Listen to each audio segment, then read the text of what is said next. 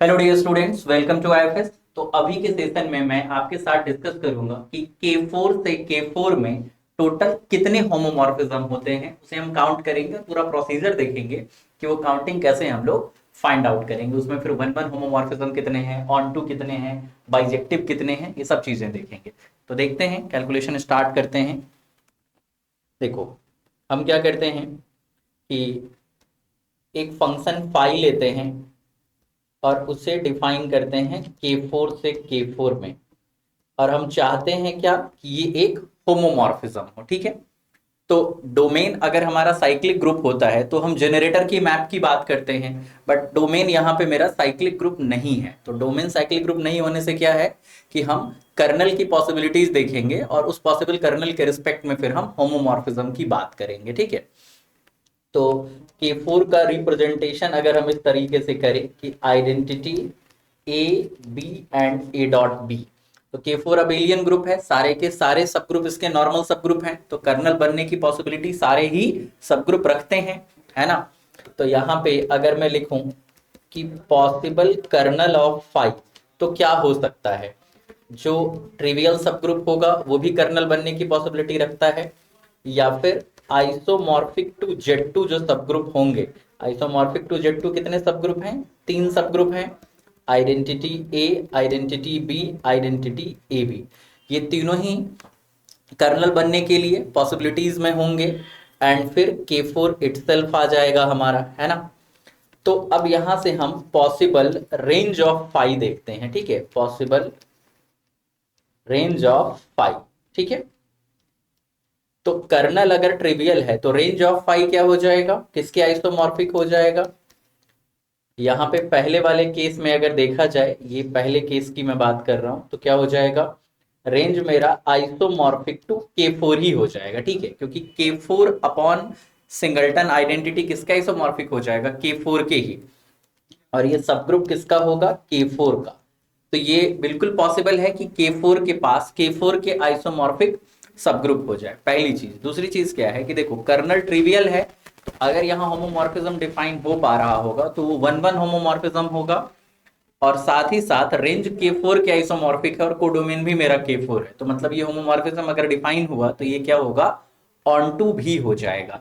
तो यहाँ जो भी होमोमॉर्फिज्म हम निकाल पाएंगे उसकी जो काउंटिंग होगी वो बाइजेक्टिव होमोमॉर्फिज्म की काउंटिंग होगी। वन वन भी उतने ही होंगे, इवन ऑन टू भी उतने ही होंगे। ठीक है, तो देखते हैं इस सिचुएशन में कि हमारे पास क्या है। यहाँ पे कुछ इस तरह से आप इसे देखिए, विजुअलाइज करिए कि ये मेरा K4 है। ठीक है, और ये फिर K4 ही है। Identity A B A dot B, identity A B A dot B, तो कर्नल तो आपका भाई आइडेंटिटी ही है। तो अब ये लोग सिंगल्टन सिंगल्टन कोशेट बन जाएंगे, है ना। तो कर्नल की मैपिंग तो आइडेंटिटी पे होगी, और बाकी ये जो सिंगल्टन ए है इसे आप अगर कोशेट की तरह देखना चाहेंगे तो क्या हो जाएगा, singleton E dot A type का आपको ये दिखेगा। तो ए मेरा दो ऑर्डर का एलिमेंट है, तो इसकी मैपिंग कहाँ करा सकते हैं, या तो एक ऑर्डर के एलिमेंट पे या दो ऑर्डर के एलिमेंट पे। लेकिन क्या है कि कर्नल ही सिर्फ आइडेंटिटी पे मैप करेगा, उसके अलावा कोई आइडेंटिटी पे मैप नहीं कर सकता। तो ये ए जो है, इस A B A dot B, इन तीनों में कहीं पे भी मैप कर सकता है, क्योंकि ये तीनों ही दो ऑर्डर के एलिमेंट हैं। और अगर मान लीजिए कि ए फाइनाइट ऑर्डर का एलिमेंट है और एक्स पे अगर मैप करता है तो ऑर्डर ऑफ एक्स डिवाइड करना चाहिए ऑर्डर ऑफ ए को। उसी कॉन्सेप्ट से जा रहे हैं हम लोग। तो इसे मैप कराने के लिए तीन चॉइसेस हमारे पास होंगी। ठीक है, तो यहाँ पे तीन चॉइस मुझे मिल गया। अब बी की मैपिंग फिर मुझे करानी होगी, तो बी के लिए कितनी चॉइसेस बचेंगी, दो चॉइस, और ए डॉट बी के लिए तो जो रिमेनिंग चॉइस होगा वो। तो टोटल होमोमॉर्फिज्म अगर मैं देखूं कब के लिए, जब कर्नल मेरा ट्रिवियल होगा। ठीक है, तो उस सिचुएशन में आप देखोगे तो 3 × 2 × 1 आपको टोटल 6 होमोमॉर्फिज्म यहां नजर आएंगे। ठीक है, तो यहाँ पे अगर मैं देखूं नंबर ऑफ होमोमॉर्फिज्म, ठीक है, तो ये क्या हो जाएगा, 6 हो जाएगा। तो K4 से K4 में 6 होमोमॉर्फिज्म आपको ऐसे मिलेंगे जो वन वन भी होंगे और ऑन टू भी होंगे। ठीक है, अब अगर कर्नल Z2 के आइसोमॉर्फिक हो जाता है उस सिचुएशन में टोटल होमोमॉर्फिज्म कितने होंगे, है ना। तो वो देख लेते हैं हम लोग कि अगर यहाँ ये कौन सा सिचुएशन था कि कर्नल ऑफ पाई जो था ये यहाँ पे ट्रिवियल हो जा रहा था, ठीक है। अब सिचुएशन क्या देखते हैं कि जो मेरा कर्नल ऑफ पाई है वो किसके आइसोमॉर्फिक हो जाए, Z2 के आइसोमॉर्फिक हो जाए, ठीक है। तो अब यहाँ पे मैं कर्नल की 3 चॉइसेस पे बात कर सकता हूं, है ना। Identity A B, A dot B, तो कर्नल मेरा क्या हो सकता है, ये हो सकता है। फिर identity B A, A dot B, अभी कर्नल क्या हो सकता है, ये हो सकता है। फिर identity A dot B, A B, kernel मेरा ये हो सकता है, ठीक है। 3 पॉसिबिलिटी है ना। ये भी K4, ये भी K4, ये भी K4। अब आगे जो है मेरा कोडोमेन फिर से क्या है, K4 है। यहाँ पे क्या है, identity A B and A dot B. अब देखिए कर्नल क्या होता है, हमेशा आइडेंटिटी पे मैप करेगा। तो मैं पहले सिचुएशन में काउंटिंग करके देता हूं, बाकी आप खुद समझ जाएंगे। तो ये कहाँ मैप कर जाएगा, आइडेंटिटी पे। कर्नल मेरा 2 ऑर्डर का सब ग्रुप बन रहा है, तो अगला कोशेट जो मेरा बनेगा वो भी 2 कार्डिनैलिटी का बनने वाला है ना।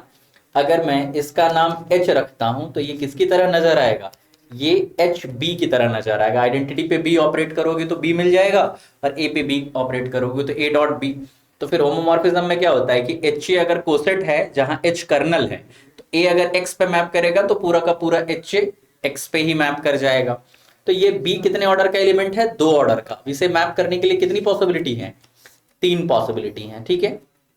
तो मतलब यहां से क्या हो गया कि 3 होमोमॉर्फिज्म हम बना सकते हैं, ठीक है। सिमिलरली यहां पे आप क्या देखोगे कि इसे अगर आप H का नाम देते हो तो इसका नाम आप क्या दे सकते हो, फिर यहाँ पे ए डॉट बी और बी डॉट ए बराबर ही होता है, तो आप इसे चाहे तो एच ए का नाम दे सकते हो, ठीक है। तो यहाँ पे भी इसे मैप करने के लिए, फिर ए को मैप कराने के लिए आपके पास 3 चॉइसेस होंगी, ठीक है। जो रिमेनिंग 3 एलिमेंट आपके पास रह रहे होंगे वो। तो यहां से भी आप क्या बना सकते हो, 3 होमोमॉर्फिज्म। मतलब अगर आपने कर्नल पहले वाले सिचुएशन में आइडेंटिटी ए को लिया हुआ है, ये जो 2 ऑर्डर का सब ग्रुप है वो लिया है, उस समय 3 होमोमॉर्फिज्म। उसके अगले सिचुएशन में 3 होमोमॉर्फिज्म। फिर से अब क्या कर सकते हैं, इसको अगर आप एच का नाम देते हैं तो इसका नाम क्या रख सकते हैं आप, एच ए रख सकते हैं, ठीक है। फिर से एक बार, क्योंकि ए को ई पे ऑपरेट करेंगे तो आपको ए मिल जाएगा, और ए को ए डॉट बी पे ऑपरेट करेंगे तो बी मिल जाएगा। तो यहां से भी आपको क्या मिल जाएगा, 3 होमोमॉर्फिज्म, ठीक है। तो टोटल कितना हो गया, 3 + 3 + 3 9 होमोमॉर्फिज्म मिल गया, ठीक है।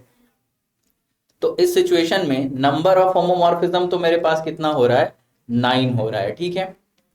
साथ ही साथ इन तीनों ही केस में जो मेरा रेंज होगा वो क्या होगा, ये K4 upon isomorphic to Z2, किसके आइसोमॉर्फिक हो जाएगा, Z2 के, है ना। जो सब ग्रुप किसका होगा, K4 का। तो वो बिल्कुल पॉसिबल है। और फिर इसके बाद जब कर्नल आपका पूरा का पूरा K4 ही हो जाएगा, तो फिर उस समय तो K4 upon K4 isomorphic to Z1, जो K4, ये तो ट्रिवियल होमोमॉर्फिज्म है। मतलब सारे एलिमेंट को डोमेन के आइडेंटिटी पे मैप कर गए।